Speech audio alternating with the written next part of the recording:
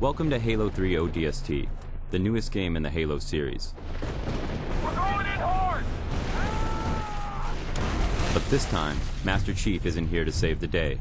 You're a human soldier, but not just any soldier. You're an Orbital Drop Shock Trooper, an ODST. ODSTs drop behind enemy lines, from miles above the surface of a planet. In this short, we follow the journey of one soldier, Tarkov, from the moment he is inspired to become a soldier, through his coming of age on the battlefield, and as he becomes a leader. Our story begins with a military funeral. Bungie, Halo's developer, collaborated with the Academy Award-winning costume designer from Saving Private Ryan and Band of Brothers to design a Halo-style Honor Guard uniform, complete with special insignias and rank displays. Legacy. The studio behind movie villains like The Alien and Terminator used 3D models created by Bungie to create accurate replicas of the same weapons, armor, and enemies that appear in the game, down to the smallest detail. We had about 30 people working on this for about 2 weeks to go from digital files to full wearable costumes, which was a tremendous effort. Fortunately, we got some help from Bungie. They gave us some files, and from those digital files, we were able to rapid prototype. Included was the game's newest weapon, the silenced submachine gun. They also created the special ODST armor from the shiny new version right off their assembly line to the battle-scarred version worn by the characters in the short. With the same 3D models from the game, they created an actual brute miner, one of the game's main enemies. Its facial expressions were controlled by tiny motors linked to a remote control. The brute even has its signature spike rifle.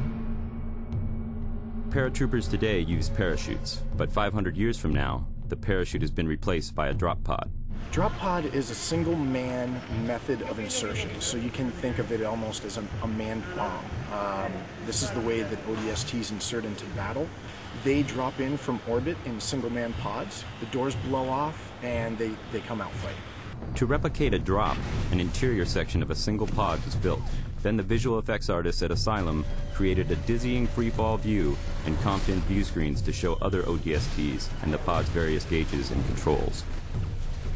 But some of the biggest stars of the film were the various locations. The battle scene was shot at the bottom of a strip mining coal operation. This location served as the planet where our rookie ODST has his first drop.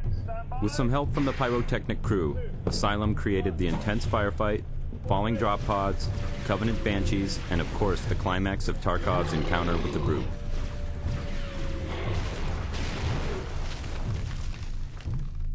For the funeral, a military cemetery was created inside the cooling tower of an active nuclear power plant.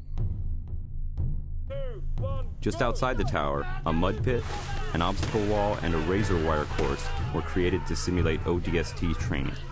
Our drill instructors, actual Hungarian Special Forces soldiers, fired blanks as the recruits crawled through the razor wire.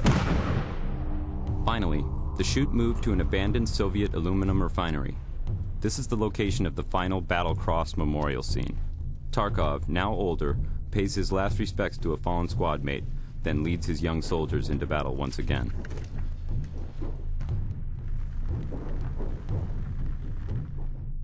We shot one additional scene on this location, which you won't see in the short.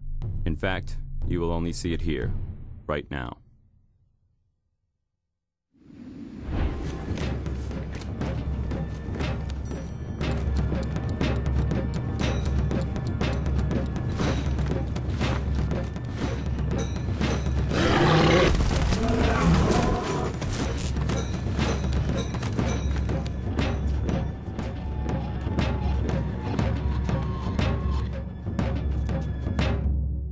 The ODST. Join them and drop into hell. We're going in hard! Feet first.